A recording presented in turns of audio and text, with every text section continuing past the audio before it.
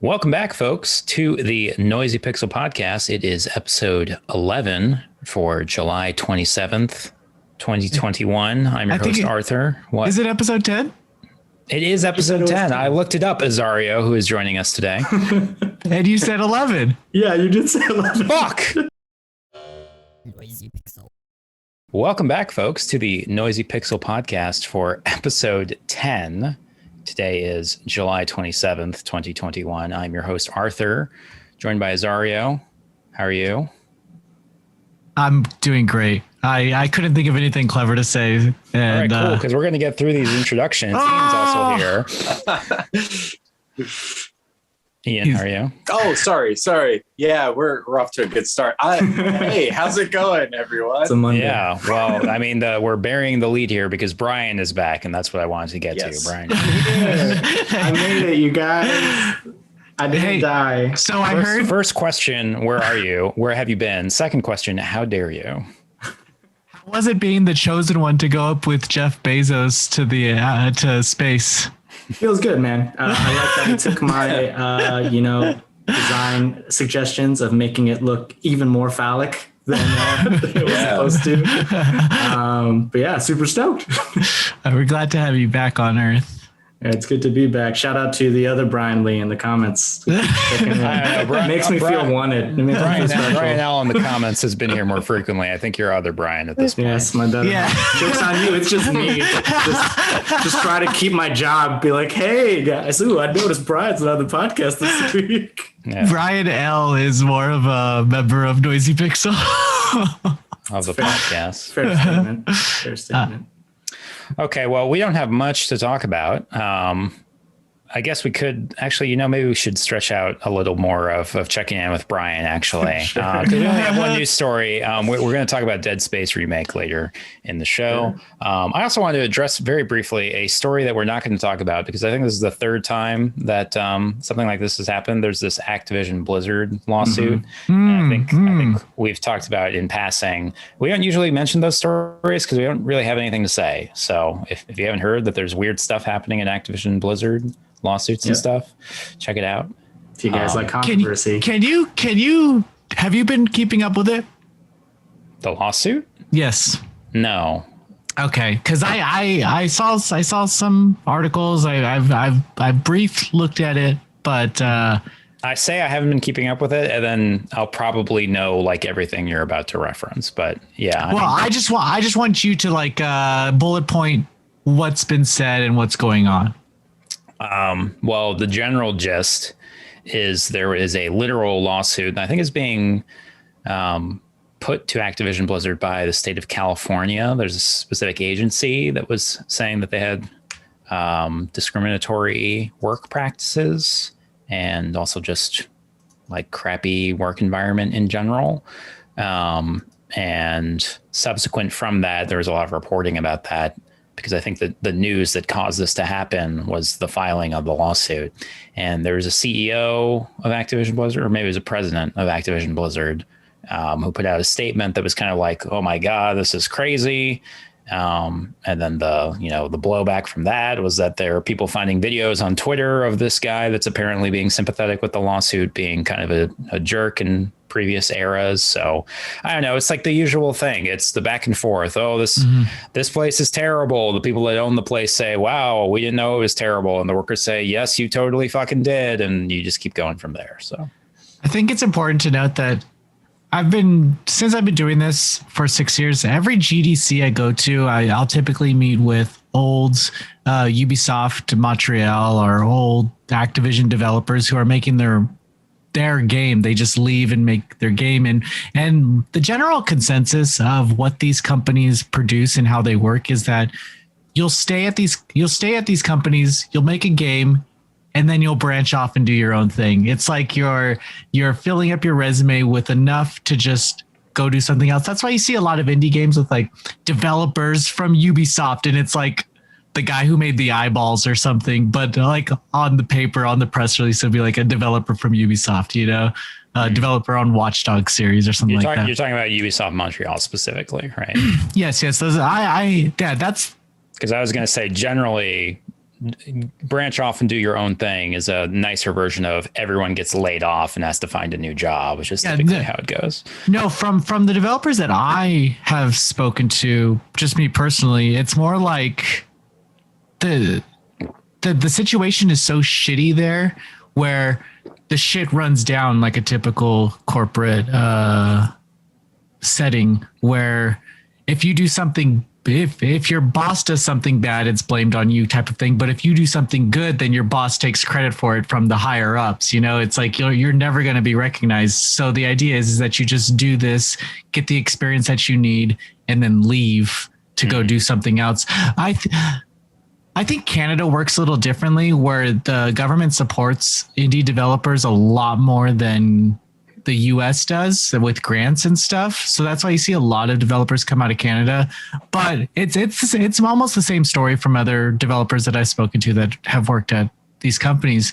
So hearing this, it's like, I doubt this was a secret. You know, it's just that enough people decided, hey, fuck it, let's come out and do something about it. And even prior to this lawsuit, which is mainly affecting and being driven by people who are kind of lower on the totem pole, like not any names that you would recognize, but it's been publicly documented how all the leadership of what was once Blizzard has slowly left Activision Blizzard. And I think there's that new company, I forget what it's called, but it's basically like all the Blizzard team got back together and made a new developer. So, why would people leave if everything was good, right? So even from the leadership perspective, there's that going on. I would really highly recommend, if anyone's interested in game development stuff, to read Jason Schreier's books. He released a new one earlier this year called Press Reset, which is specifically about the tumultuous work environment of the game industry. And I mean, you may love or hate Jason Schreier. He has some hot takes on Twitter, but his reporting is always very good. So, and that's what that book is. And it is illuminating to see just how poorly we treat people that love this industry so much. So anyway, great way to put it. That's an evergreen statement on any of these lawsuits from the Noisy Pixel staff to you. That's what we think. Brian. Yes.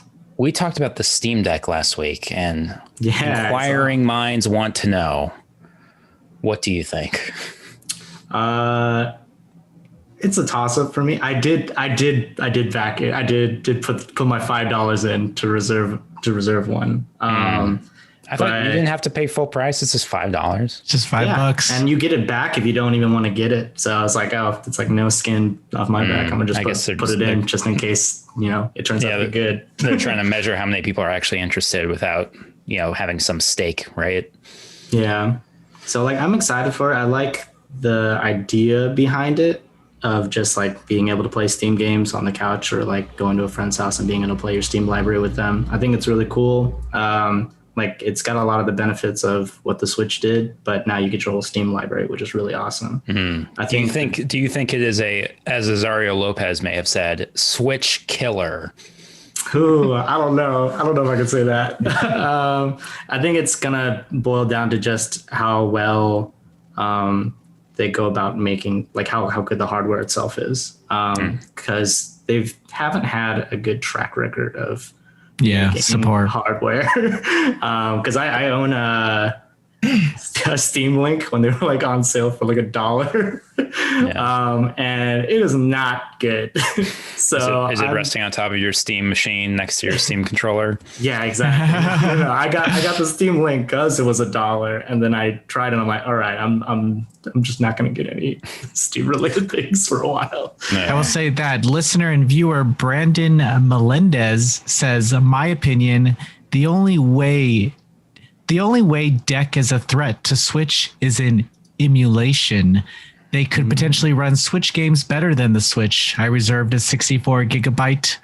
My only purpose for this device is to emulate all the systems up to PS3, 360, and Wii U era. So do you think people will emulate stuff on this machine? Oh, definitely. Like they're gonna figure it out. Just because it's just a PC with control, like side controllers on it. You can do whatever you could do with a Raspberry Pi. You could do with this thing. Yeah, was that the legacy of the PSP, where like the The piracy just got so bad that like they weren't even playing it as a PSP. Yeah, PSPs had like huge sales of like hardware, but the game sales were super low. The attachment rate was low on the physical games. And some marketing shells like, we got great buy-in from our audience. They're just waiting to play these games.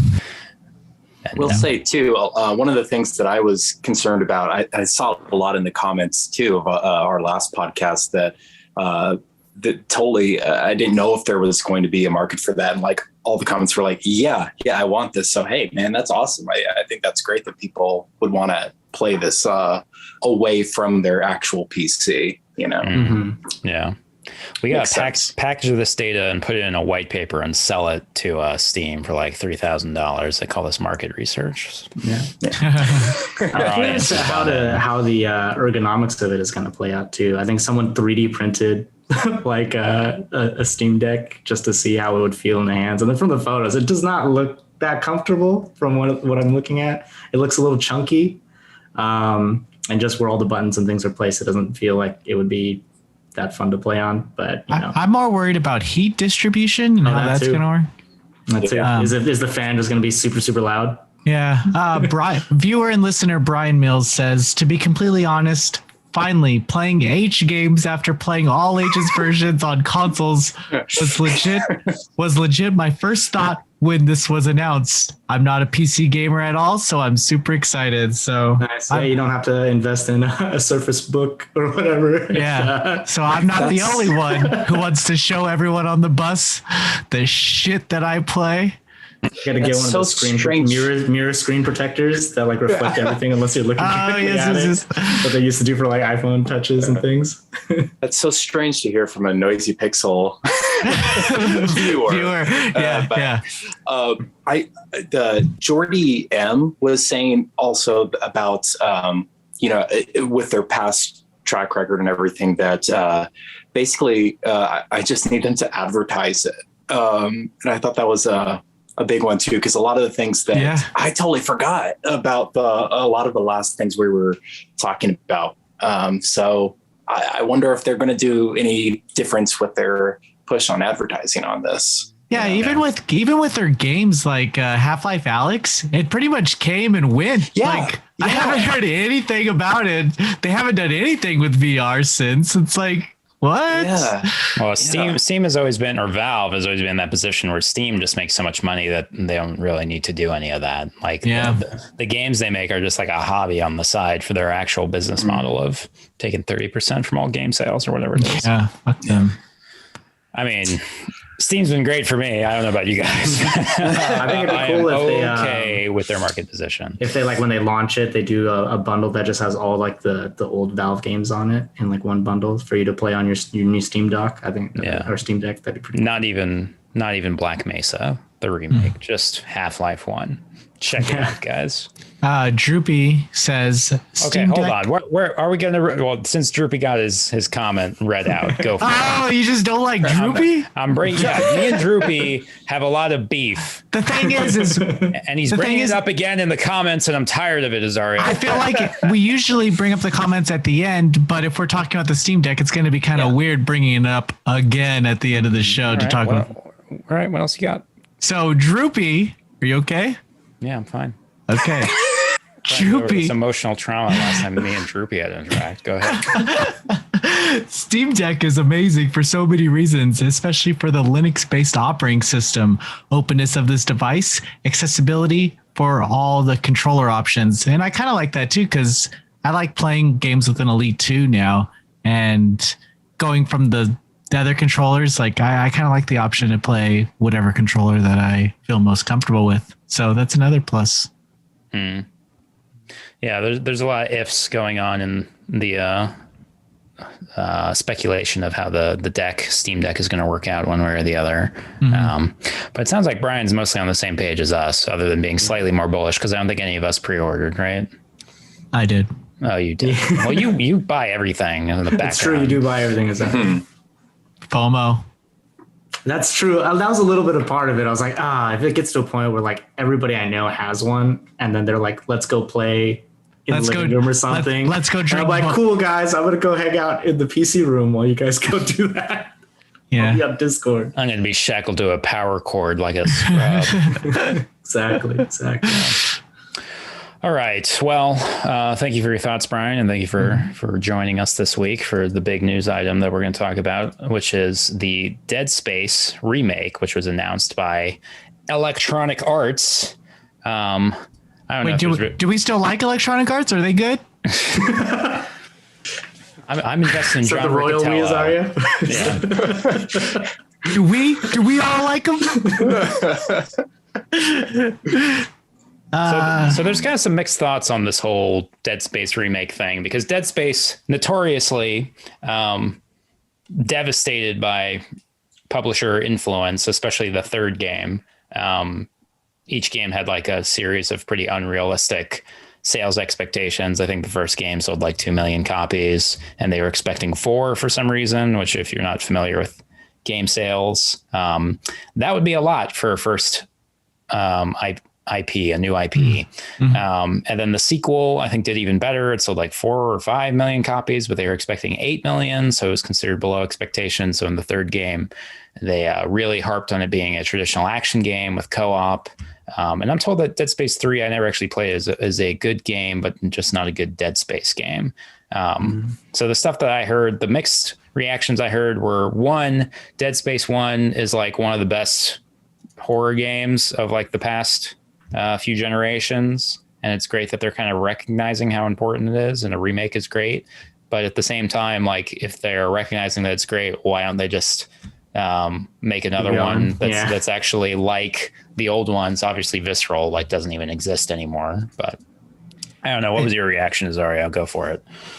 I think with the Dead Space brand, what happened is it went through this time of like how to monetize games 101. Yeah. And it was just being developed during that, where when it ended with Dead Space 3, it was like, buy a new suit or buy this new gun, you can spend money to get these resources. And the co-op function of it all made it almost impossible to even follow what the hell was going on, because the whole time you're talking to your friend and you're not like paying attention to like code. You don't want to read codex while your friend is laughing at that's true shooting shit. The first one holds a special place in my heart just because it was one of the last few games that I played with my dad just on PlayStation 3, so that it just holds memories of that. He doesn't really play too many games, so it was fun to play for him to actually get into a game like this. And then growing up further, a lot of my friends who didn't play games played Dead Space and liked it. So it was like one of those games where it was, people who normally don't play video games played it, which was cool. Yeah. Ian, did you have an experience with Dead Space at all? Yeah, I came to it a little bit later, and I'm not sure if it was that expectation in sales, but I bought it when it was so cheap, and I didn't really know what I was getting into. And I love the original Alien or Aliens too, but just that whole vibe and I really got into it, and I was kind of surprised that people weren't talking about it as much, but then it kind of makes sense when I looked into it a little bit more. I'm wondering with this if what they're doing is trying to just gauge people's response to like a remake or whatever this is, like a re-envisioning of the first one, and seeing if it has legs for like a Dead Space 4 or something like that. I don't know. That's almost kind of like a trial because I guess they kind of thought they took some risks in some ways as far as not meeting some of the marks for sales and that sort of thing. So maybe they're just trying to gauge that, try to figure out if people are interested in this still. Yeah, I do want to remind the committee that the era of remakes is so strong because coronavirus disrupted so many things. So I imagine this, when they were sitting in working remotely sometime last year, somebody's like, man, what remake should we okay, and they're just like, you want to do Mirror's Edge? It's like, nobody bought that fucking sequel. We're not doing Mirror's Edge. All right, let's do Dead Space then. So yeah. Brian, did you play? Brian, did you play, Brian? Yeah, I haven't played it. I watched Let's Plays of it because I'm a coward when it comes to anything related. That's right. You don't like scary games. You don't like scary them. games. Yeah. Every time Zara makes me review one, I'm just like, ah, shit. No. You don't say, oh shit. You just say no. Oh yeah, I thought I'd just tell you no. That's true. Unless you really want to do it. That's very true. I thought it was like a punishment thing he gave. No. He just says he's not gonna do it, and I'm like, okay, dude. Zara, I'm gonna just flat out say no. I don't want to play this game.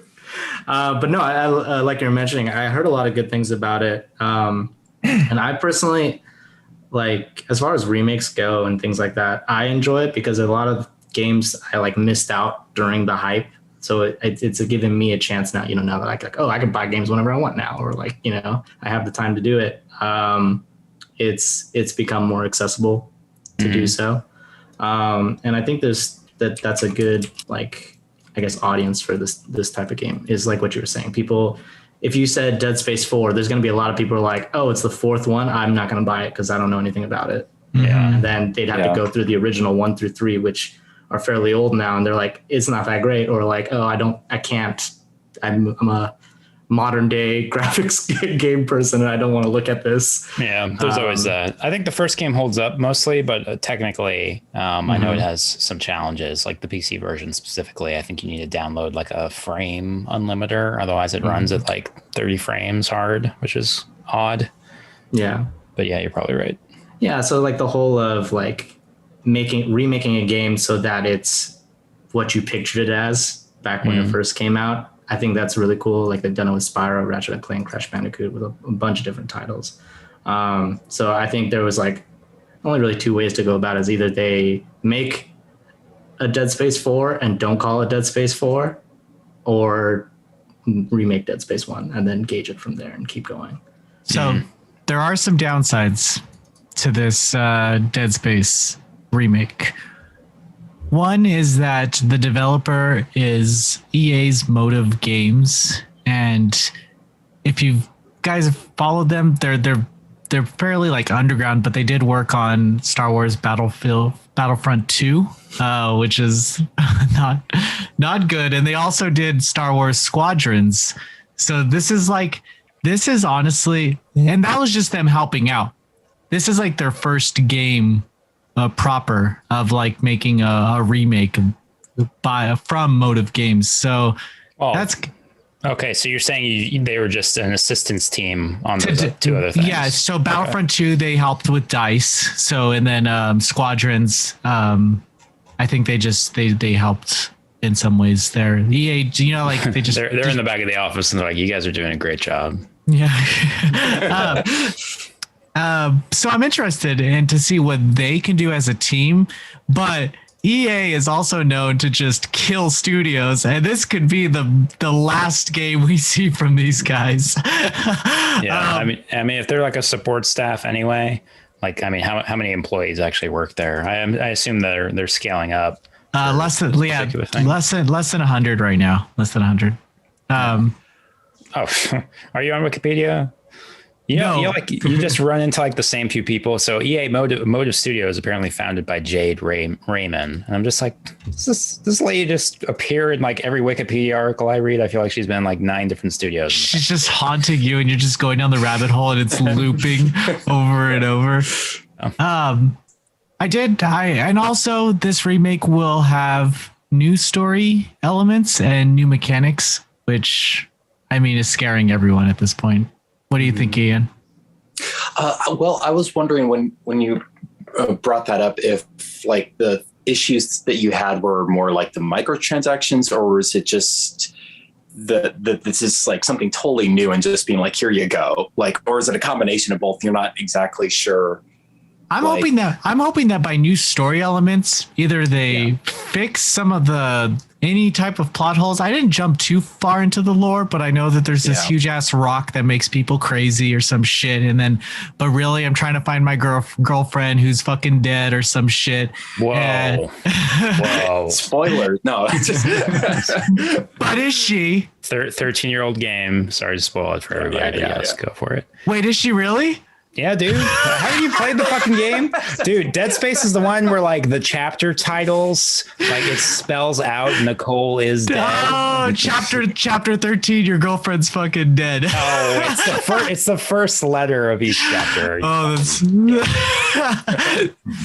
so original. Oh yeah. That's why they shut down Visceral. That's why John Riccatello got in there. He's like, "Are you fucking kidding me with his amateur hour bullshit?" So maybe they won't kill her. Maybe they'll pull a Final Fantasy remake or whatever. They're just going to change the chapter title so that it says something that is the equivalent of that she's dead. Nicole, Nicole is okay. Yes, she's dead. For real. Completely unrelated. It's like Velma is tired. It's like, hey, Velma. I give her a break.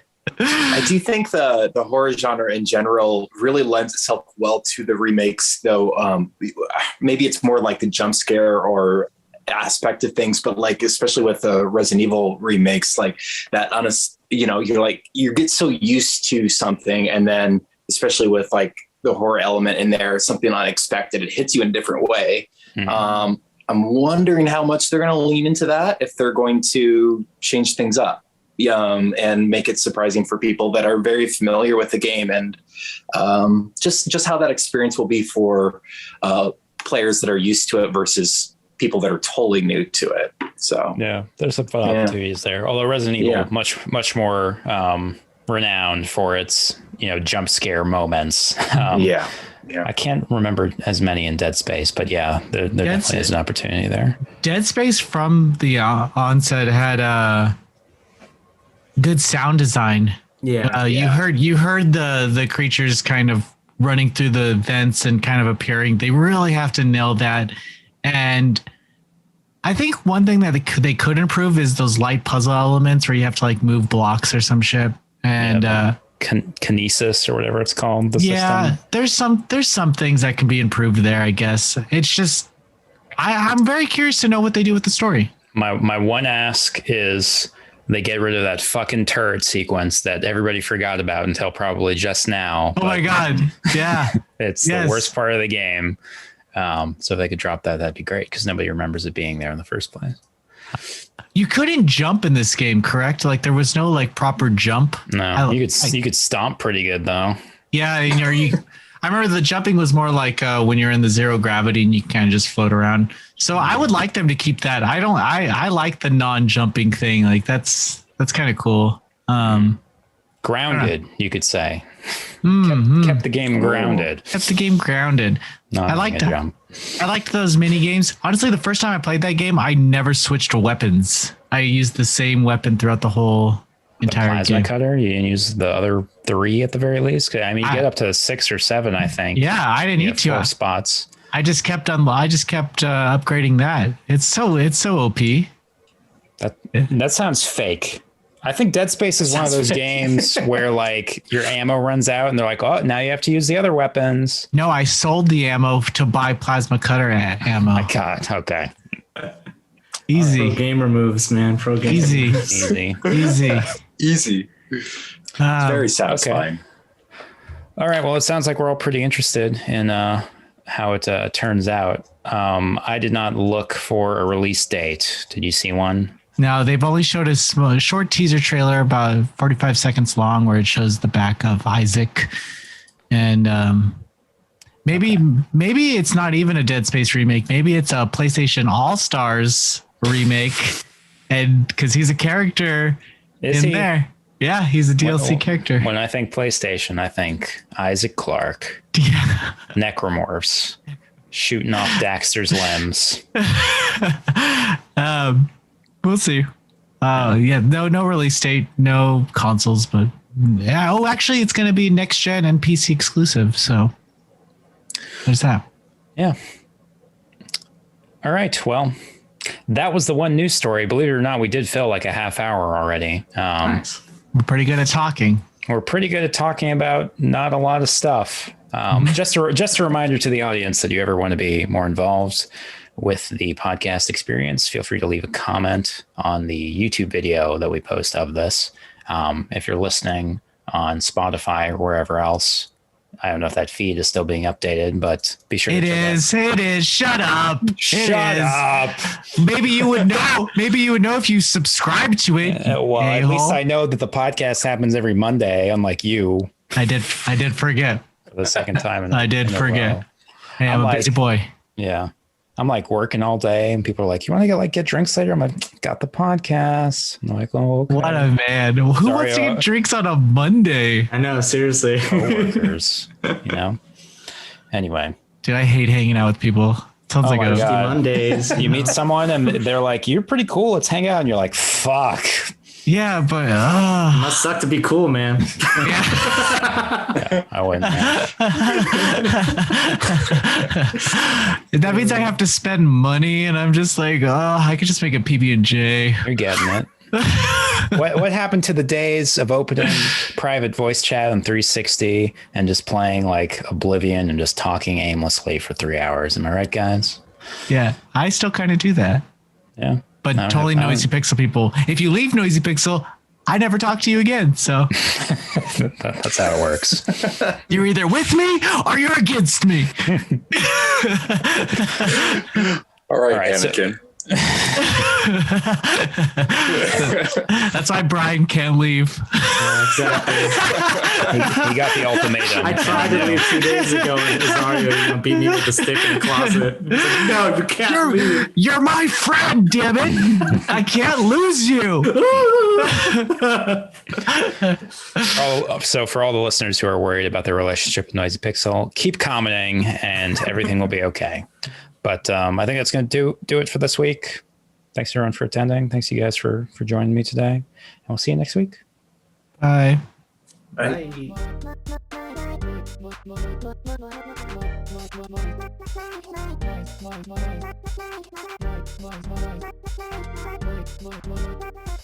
Noisy Pixel.